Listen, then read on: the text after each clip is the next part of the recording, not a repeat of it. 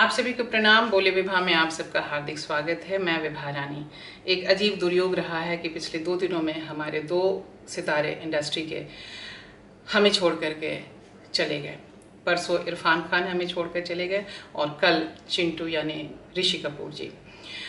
दोनों ने ही अपने अपनी ज़िंदगी को और अपने अपने एक्टिंग के करियर को एक अलग अलग तरीके से उसे परवान चढ़ाया। दोनों की ज़िंदगी एक अलग अलग तरीके से आगे बढ़ी। इरफान खान हम सबके बीच से निकले हुए आदमी थे और कल हमने इरफान खान के माध्यम से सुतपा सिकदार पर हमने बात की थी, क्योंकि मेरा ये मानना है कि हम जिसे आगे देखते हैं और जिसे सफलता की ऊंचाई चढ़ते हुए देखते हैं उसके पीछे बहुत सारे लोगों का हाथ होता है और उसमें सबसे महत्वपूर्ण हाथ होता है उनके लाइफ पार्टनर का। सुतपा ने इरफान को गढ़ा। सुतपा ने इरफान को के बारे में जिस तरीके से बातें की हैं और जो उनकी आपस की समझदारी रही है, ये बहुत अच्छी बात रही है कि इरफान और सुतपा के दोनों की समझदारी, दोनों की बातचीत और दोनों को एक दूसरे को स्पेस देना, एक दूसरे में इंटरफेयर ना करना और एक दूसरे को समझते हुए आगे बढ़ना। और असल में जीवन यही होता है।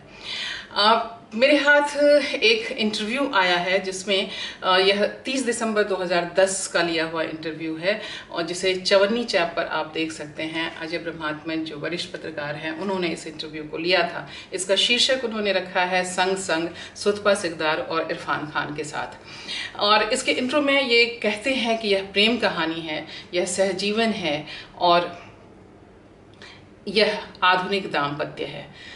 जिस आधुनिक दाम्पत्य में एक दूसरे के साथ कोई कंपटीशन नहीं होता है, एक दूसरे को सपोर्ट करने की बात होती है। इरफान खान और सुतपा के बारे में यहाँ अजय जी लिखते हैं कि इरफान खान और सुतपा सिकदार दिल्ली स्थित एनएसडी में मिले। साल था 1985। दिल्ली की सुतपा ने अपनी बौद्धिक रुचि और कलात्मक अभिरुचि के विस्तार के रूप में एनएसडी में दाखिला लिया था और इरफान खान जयपुर में अपने समा न सके सपनों को लिए हुए दिल्ली आ गए थे। उनके सपनों को एनएसडी में एक पड़ाव मिला था। इसे 2 विपरीत ध्रुवों का आकर्षण भी कह सकते हैं, लेकिन अमूमन जीवन नैया में एक ही दिशा में सवार 2 यात्री होते हैं। सुतपा और इरफान ने लंबे समय तक एक साथ रहने, जिसे हम लिविंग रिलेशनशिप कहते हैं, उसके बाद शादी करने का फैसला लिया था और तब से ये दोनों एक दूसरे के सहयात्री बने हुए हैं। अब दोनों की बातचीत है। पहले इरफान से बातचीत है और इरफान अपने बारे में कह रहे हैं, जब मैं जयपुर से दिल्ली जा रहा था तो मेरी माँ चाहती थी कि पहले शादी हो जाए। उन्होंने दबाव भी डाला कि निकाह कर लो, फिर चाहे जहाँ जाओ। मेरे मन में ऐसी कोई इच्छा नहीं थी। बहरहाल एनएसडी आए तो पहली बार पता चला कि लड़कियां भी दोस्त हो सकती हैं, उनसे दीगर बातें की जा सकती हैं। जयपुर में लड़की से दोस्ती का सीधा मतलब होता है कि वो या तो आपकी महबूबा हो।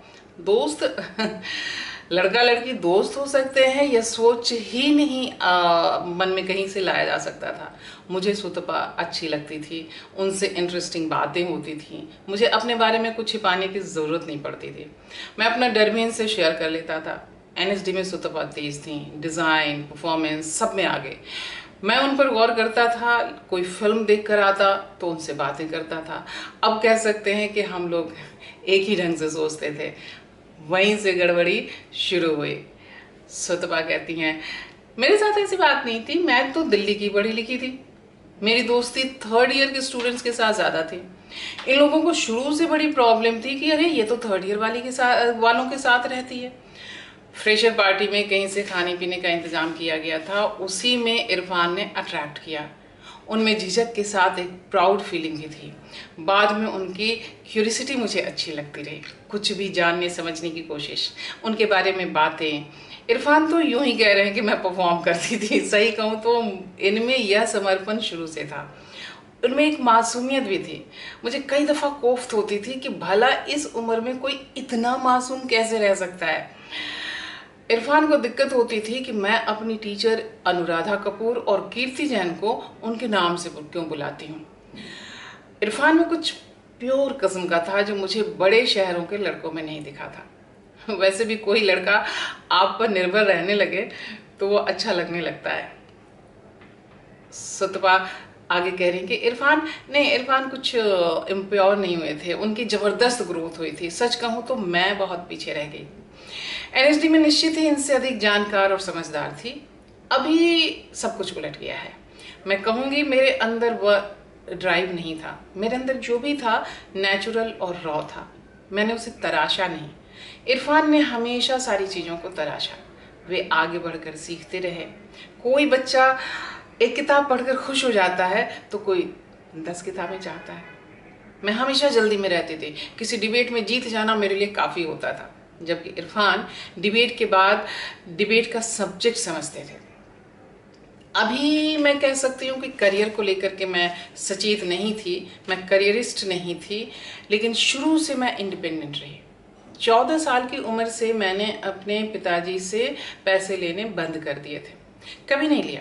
मेरी कोशिश रही कि मैं हमेशा फाइनेंशियली किसी पर निर्भर ना रहूं। मुझे 9 से 5 वाली नौकरी भी नहीं करनी थी।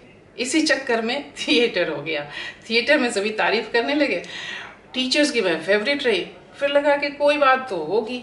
मुझे अब जाकर लगता है कि मेरा तो कोई गोल ही नहीं था। इरफान कहते हैं सुतपा का फिल्मों से कुछ लेना देना था ही नहीं, एनएसडी में फिल्म भी नहीं देखती थी। एक बार मैं जबरदस्ती गंगा जमुना दिखाने ले गया था। मेरा तो क्लियर था, मैं तो एनएसडी भी फिल्मों के लिए ही गया था। सुतपा, मैं तो थिएटर टीचर बनना चाहती थी। हम दोनों अलग अलग उद्देश्य से एनएसडी गए थे। मेरे घर में टीवी नहीं था। मेरे पेरेंट्स साल में 1-2 बार जाकर के फिल्में देखते थे, उन फिल्मों को जिन्हें अवार्ड वगैरह मिले होते थे। विज्ञान भवन में जाकर के हम फिल्में देखते थे।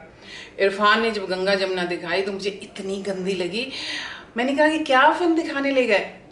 हम लोग इंटेलेक्चुअल किस्म की फिल्म देखते थे और उस दुनिया में जीते थे। बंगाल की सत्यजीत राय और मृणाल सेन की फिल्में देखते थे।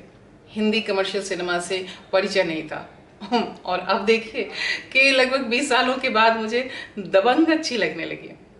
अभी मुझे गोविंदा जैसा कोई एक्टर और दिखता ही नहीं है। क्या गजब की उसकी टाइमिंग है। मुझे लगता है कि तब मैं खुले दिमाग से फिल्में देखने नहीं जाती थी। अभी देखना शुरू किया तो अलग अलग किस्म की फिल्में अच्छी लगती हैं। इरफान और सुतपा दोनों साथ साथ बोलते हैं कि शादी के बारे में तो कभी सोचा ही नहीं था। अब जब कागजों की जरूरत पड़ने लगी तो शादी का ख्याल आया। घर लेना था, हम लोग साथ रहते थे, कभी बात भी नहीं की शादी की।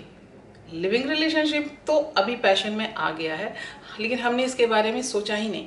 हम लोगों ने साथ रहने का फैसला कर लिया। ऐसा नहीं था कि दोनों पार्टनर की तलाश में थे, ट्राई कर रहे थे, उसकी ज़रूरत ही नहीं रही। हम दोनों एक दूसरे को अच्छे लगे, फाइनेंशियली भी हम लोग आज़ाद रहे। मैं उन लड़कियों की तरह नहीं थी, सुतपा बोलती है, कि परिवार की जिम्मेदारी मर्द की है। अगर मैं कुछ कमाती हूँ तो वो मेरी कमाई है और बाकी जो है वो आदमी कमा करके लाए। मेरे साथ की कई लड़कियां ऐसी ही सोचती थी। 96 में हम लोगों ने शादी कर ली। मेरे बड़े बेटे का जन्म होने वाला था और फिर मेरी दूसरी ज़रूरतों में भी लोग पूछने लगे थे। मैं इनके घर जाता था, कभी किसी ने नहीं पूछा कि क्या करना है। कभी इनके घर में कोई खुसफुसाहट नहीं हुई। सभी देखते कि मैं आता हूँ जाता हूँ। कभी किसी ने नहीं पूछा कि शादी करोगे नहीं करोगे, कब करोगे। 1992 के दंगे के बाद थोड़ा तनाव हो गया था। मेरा भाई डिप्रेशन में चला गया था। उसका फ़ोन आया कि तुम लोग कहाँ हो। उसकी आवाज़ गहरी खाई से आती हुई लग रही थी। मज़हब का मामला कभी आया ही नहीं। एक बार इरफान ने कहा भी कि अगर तुम्हारी माँ चाहे तो मैं धर्म परिवर्तन कर सकता हूँ। मेरी माँ ने साफ मना कर दिया कि क्यों अपना धर्म छोड़ोगे। इनके पिता से मेरी अधिक बातें नहीं होती थी, लेकिन उनके मन में बहुत प्यार रहता था। उनके अंतिम दिनों में मैं उनसे मिलने गया था, काफ़ी बातें हुई थी। उनके शौक बड़े अलग किस्म के थे। उन्होंने अपने घर के बाहर पेड़ लगाए हुए थे। उनका ज़बरदस्त लगाव था मुझसे। मुझे तब लगा कि अगर मैं उनके पास बैठा तो उनका दर्द कम होगा। इरफान का अपने परिवार में एक अलग दर्जा है। इरफान भी अपनी माँ की बहुत इज्जत करते हैं, हर तरह से मदद करते हैं। उन्होंने जाहिर कर दिया था कि मैं अपनी ज़िंदगी में किसी की दखल बर्दाश्त नहीं करूँगा। परिवार के लोगों ने सोचा ही नहीं और शायद उन्होंने समझ लिया होगा कि कहने पर भी इरफान मानेंगे नहीं। कहा जाता है, सच कहूँ तो हिंदू परिवारों में मुसलमानों को लेकर के धारणाएं बिठा दी जाती हैं। कहा जाता है कि वो बहुत गंदे रहते हैं। जब मैं इनके परिवार में गई तो मेरी धारणाएं टूटी। संयोग ऐसा रहा कि दिल्ली से होने के बावजूद इरफान से पहले मेरा कोई मुसलमान दोस्त नहीं था। इरफान पहले मुसलमान दोस्त हैं जो बाद में मेरे पति हो गए। मेरे लिए सब नया था। मुझे थोड़ा सांस्कृतिक झटका जरूर लगा था।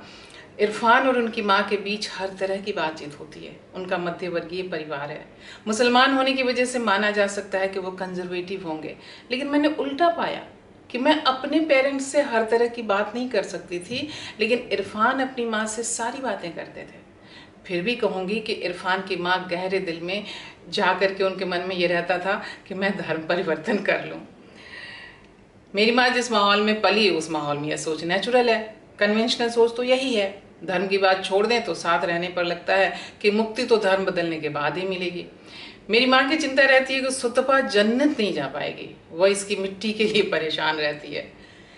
मेरी ससुराल में मुझे मिलाकर 3 बहुएं हैं, लेकिन इरफान की माँ मेरे सबसे ज़्यादा करीब हैं। वह मुझसे अपनी हर चिंताएं शेयर करती हैं। मझली से उनकी बनी नहीं और छोटी को वो नाकाबिल मानती हैं। अपनी करीबी जाहिर करने के साथ उनकी चिंता बढ़ती है और वो कह बैठती हैं, कलमा पढ़ ले। उन्हें लगता है इतनी प्यारी लड़की है और दोजख में जाएगी, लेकिन वह गुस्से में या नफरत के भाव से नहीं बोलती हैं या दबाव नहीं डालती हैं। मेरी माँ सुतपा का परलोक सुधारना चाहती हैं। दिल्ली से आने का इरादा ऐसे ही बन गया। सोचा था कि चलें कुछ काम करेंगे। मैंने एक्टिंग की कोशिश की। सुतपा को लिखने का शौक था तो वह लिखने में हाथ आजमाने लगी। हमें काम मिलता रहा। हम लोग कुछ न कुछ करते रहे। हम लोगों को कभी कोई स्ट्रगल नहीं करना पड़ा। हाँ, एक कमरे से 4 कमरे और फिर इस डुप्लेक्स में आने का स्ट्रगल चलता रहा, पर काम के लिए अपमानित नहीं होना पड़ा। कोई भाग दौड़ नहीं करनी पड़ी। तब तो हमने सोचा भी नहीं था कि क्या होगा या क्या करना है। उस उम्र में तो बेहतर काम पाने और खुद को देखने की ख्वाहिश रहती है। भौतिक जरूरतें तो पैसे आने के बाद पैदा होती हैं। मेरी एक ही इच्छा थी कि मैं अपनी खिड़की खोलूं तो सामने कोई मकान ना दिखे। उसी चक्कर में हम लोग गोरेगांव आ गए। वहाँ ऊपर के माले पर फ्लैट लिया। वहाँ भी मॉल आ गया तो अब यहाँ आ गए। मैंने खोज कर इरफान की इच्छाएं पूरी की। अजीब इत्तेफाक है कि इस मामले में हम दोनों एक ही तरह से सोचते थे। मुझे बहुत खौफ होती थी जब डीएन नगर के सामने में ब्रश करता हुआ आदमी खिड़की से दिखता था। वह इमेज कभी नहीं भूल सकती मैं। हमें जैसे ही मौका मिला हमने बड़ी और खुली जगह ले ली। उस जगह हम लोग काफ़ी सुरक्षित थे क्योंकि वह इरफान के अंकल का फ्लैट था। दिल्ली से आने के बाद तो यह तकलीफ बड़ी होती थी। मुझे नेचर अच्छा लगता है। पेड़, पहाड़, जंगल मुझे खींचते हैं। बारिश होती है तो मैं बिल्कुल अलग किस्म का हो जाता हूँ। सुतपा भी ऐसा ही सोचती है। इस वजह से हमारा प्यार नहीं हुआ था। प्यार होने के बाद हमें ये समानता दिखी। इरफान और हम मुंबई के बाहर होते हैं तो हमारे बीच लड़ाई ही नहीं होती है। तब घरेलू चिंताएं नहीं रहती ना, इंसानों की बनाई चीजें नहीं दिखती। हमारी समस्याएं इंसानों की बनाई बेतरतीब चीजों से है। हमें ये बर्दाश्त नहीं होता। मैं न्यूक्लियर फैमिली से आई थी। इरफान की जॉइंट फैमिली थी। शुरू में बहुत दिक्कत होती थी, कैसे मिलें, किसके साथ क्या व्यवहार करें। अब तो सब ठीक हो गया। 2 साल पहले गई तो पता चला कि वास्तव में संयुक्त परिवार का मजा क्या होता है। मैं 15 दिन तक वहाँ रही। इरफान तो ज़्यादा बाहर निकलते नहीं थे। मैं अपने देवरों के साथ बाइक पर घूमती रहती थी। हमें पता ही नहीं चलता था कि बच्चे क्या खा रहे हैं, कहाँ खेल रहे हैं। बस मैंने पूरा एंजॉय किया। इनके परिवार में खूब उत्सव चलता रहता है। सुतपा मेरा काम जानती है। उन्हें बताना और समझाना नहीं पड़ता। कभी देर रात में निकलना, कभी सुबह लौटना, कभी हफ्तों महीनों तक बाहर रहना, उस दरमियान गॉसिप छप जाना। मुझे उस तरह से समझाना नहीं पड़ता। सुतपा सारी चीज़ें समझती है। हर कदम उन्होंने साथ दिया है। हमारी साथ काम करने की बहुत इच्छा है, लेकिन वो मुमकिन नहीं है। बनेगी अपनी बात सीरियल के समय हमने कोशिश की थी, क्योंकि हमारे झगड़े बहुत होते थे। बाप रे। बनेगी अपनी बात के समय तो बहुत ज्यादा झगड़े ही नहीं हुए थे। बाद में तिग्मांशु धूलिया के लिए हमने एक बेस्ट सेलर बनाया था, उसमें काफी झगड़े हुए थे। इरफान बड़े अच्छे डायरेक्टर हैं। अभी कहूंगी तो शर्माएंगे और मना करेंगे, लेकिन अगर इरफान डायरेक्ट करें तो अभी के सारे डायरेक्टरों से अच्छा काम करेंगे। शायद मैं कभी डायरेक्ट करूं, लेकिन मुझे लगता है कि हम साथ काम नहीं कर सकते। हमारी राइटर डायरेक्टर की टीम नहीं बन सकती। सुतपा अच्छे तरीके से बताती है कि मेरी कौन सी परफॉर्मेंस गलत रही। वो अच्छी क्रिटिक है। फिल्मों के बारे में ठीक ठीक बताती है। मैं शुरू से उन पर भरोसा करता हूँ। एनएसडी में मैं इतना गंदा एक्टर था। उस समय सुतपा ईमानदारी से मेरे काम की बुराई करती थी और मुझे बर्दाश्त नहीं होता था। जब तक मैंने खुद को कैमरे में नहीं देखा तब तक मुझे लगता रहा कि मैं बड़ा अच्छा एक्टर हूँ। पर मैं एक्टर के साथ कभी शादी नहीं करती। मुझे कभी अफसोस नहीं रहा कि मैंने काम छोड़ दिया। मैं टीवी पर एक्टिव थी, बाद में टीवी पर कुछ करने लायक रह नहीं गया। राधा की बेटियां कुछ कर दिखाएंगी, कर रही थी। एक टाइम के बाद लगा कि अब कुछ नहीं हो सकता। फिल्म के लिए ज़रूरी नेटवर्किंग कर नहीं पाई, स्टारों से दोस्ती थी नहीं, मेरे अंदर वो चीज़ ही नहीं है। खामोशी और शब्द में बड़े बड़े स्टार थे। मैं शब्द की शूटिंग में भी एक दिन नहीं गई। अपनी लिखी फिल्मों के सेट पर तो रह ही सकती थी। शब्द में ऐश्वर्या को एक लाइन पर प्रॉब्लम थी तो उसने गोवा से फ़ोन किया कि एक बार सुतपा से बात तो करा दे। मेरे व्यक्तित्व में शायद कोई कमी रही होगी, फिल्मों के लिए वो ज़रूरी है। अभी सुजय घोष के लिए एक फिल्म कर रही हूँ। विद्या बालन ने कहा कि सुतपा लिख दे तो अच्छा रहेगा, फिर अच्छा भी लगा। इरफान के एक्टर होने का फ़ायदा ये हुआ कि खूब घूमने का मौका मिलता है। पता नहीं मैं इतना अकेले घूम पाती या नहीं घूम पाती। इरफान की सफलता से मेरी यात्राएं होती हैं। मैं आज़ाद हूँ, अभी मैं निर्भर हूँ, लेकिन मैं कुछ करूँगी और अच्छा करूँगी। सुतपा कह सकती है कि मन का काम मिलेगा तो करूँगी। हम तो मजदूर हैं, हम ना नहीं कर सकते। हमें शूटिंग पर जाना है तो जाना है। मेरी चाहतें भी तो कम हैं। मैं डिजाइनर कपड़े नहीं पहनती। मेरा खर्चा ही क्या है कि मैं मरूं। अपने दोस्तों को देखकर हैरानी होती है कि क्यों ऐसा करते हैं। घर का संतुलन मैं तो मानती हूँ कि हम दोनों के बीच तालमेल रहे, हम दोनों समान रूप से व्यस्त हो जाएं तो दिक्कत होती है। अब मीरा नायर जैसी हस्ती हो तो अलग बात है। नेम सेक के समय देखा था, बाप रे, वो घर भी संभालती थी, इंटरनेशनल फिल्म डायरेक्ट कर रही है, अपनी यूनिट की प्रॉब्लम भी सुलझा रही है। इरफान और तब्बू के कमरे में कौन से फूल लगेंगे वो भी चुन रही है, समय निकाल कर योगा भी कर रही है। एक दिन के लिए इरफान के बच्चे आए हैं तो उनके लिए भी समय निकालना है। उनकी एनर्जी देखकर तो मैं तो हैरत में पड़ गई। सारी एजेंडा पूरे कर लेती हैं, मैं नहीं कर पाता, मुझसे नहीं हो पाता। मैं तो चिढ़ने लगता हूँ। मैं पूछती भी हूँ कि तुम क्यों टरकते हो, शाहरुख भी तो स्टार है, बिजी है लेकिन बच्चों के साथ खेलता है। जाओ काम करो और घर में आकर बेस्ट हस्बैंड और फादर बन जाओ। कम से कम बताता रहा हूँ कि मैं अपने बीवी बच्चों से बहुत प्यार करता हूँ। और आखिरी निर्णय के बारे में सुतपा कहती हैं, यह बड़ा फैसला अमूमन इरफान लेते हैं। उदाहरण के लिए उनके यहाँ नहीं होने पर मुझे यह घर पसंद आ जाए तो मैं आगे बढ़कर हाँ नहीं बोल सकती। मैं इरफान की रजामंदी लूंगी या उनके आने का इंतजार करूंगी। मेरी तरफ से ऐसा कोई दबाव नहीं है। सुतपा को लगता है कि कहीं कोई चूक न हो जाए, बड़ा फैसला है, अपनी चिंताओं से परेशान रहता हूँ। मैं नहीं चाहता कि मेरी चिंताओं का असर बच्चों पर पड़े। मैं उन्हें परेशानियों से बचाना चाहता हूँ। कई बार आउटडोर में उन्हें ले जाना चाहता हूँ, ले भी जाता हूँ। वो जो एक्सपीरियंस है वो पढ़ाई से बड़ा है। ये मुझे अपने पिता से मिली है। वे हम लोगों को जीप में लेकर के जंगलों में निकल जाते थे। शनिवार रविवार को हम लोग बाहर जरूर जाते थे। मेरे बचपन के पल सबसे ज़्यादा सुहाने और जादुई है। मैं बच्चों की ज़िंदगी में वही जादू लाना चाहता हूँ। पढ़ाई तो बोझ है, मैं पढ़ाई को बोझ के तौर पर नहीं लेती। मेरा मानना है कि बच्चे मस्ती करें और घूमें लेकिन पढ़ाई ना छोड़ें, उन्हें पढ़ना चाहिए। इस मामले में बहुत पारंपरिक माँ हूँ। इरफान सचमुच मानते हैं कि बच्चे पढ़े या ना पढ़ें। मैंने स्कूल में जो पढ़ा वो कहाँ काम आया। मेरी पढ़ाई तो स्कूल कॉलेज से निकलने के बाद शुरू हुई। खुद को जाना, फिर पढ़ना शुरू किया। मेरी पढ़ाई आज भी ख़त्म नहीं हुई है, वो तो बढ़ती ही जा रही है। अलग अलग विषय सीख रहा हूँ, समझ रहा हूँ। इरफान भाग्यशाली रहे, उन्हें सब मिल गया। मुझे अपने बेटों की चिंता है। कल को वो बड़े होंगे तो उनके पास पढ़ाई और डिग्री तो रहनी चाहिए। आदमी अपने रास्ते खुद खोज लेता है, कोई निकम्मा नहीं रहता। हम अपनी असुरक्षा बच्चों में डाल देते हैं। सोसाइटी इतनी भ्रष्ट हो चुकी है, सारी विद्या उसी भ्रष्टाचार से बचने और निपटने के लिए दी जाती है। बच्चा खुद को खोज ही नहीं पाता है। मैं तो चाहूँगा कि बच्चा अपनी मर्जी से पढ़े और खेले। मैं नहीं स्वीकार करती। हाँ, अगर मुझे कोई टीचर मिल जाए जो मेरे बच्चे की पढ़ाई का ख्याल रखे तो ठीक है, वरना मैं नहीं चाहूँगी कि दिन भर वो लैपटॉप से चिपका रहे और प्ले स्टेशन में भिड़ा रहे। अगर मेरे पास इतना वक्त होता और मैं इस काबिल होती कि उन्हें पढ़ा पाती तो मैं तुरंत स्कूल से नाम कटवा देती। हम जिस माहौल में हैं उसका ख्याल तो रखना ही पड़ेगा।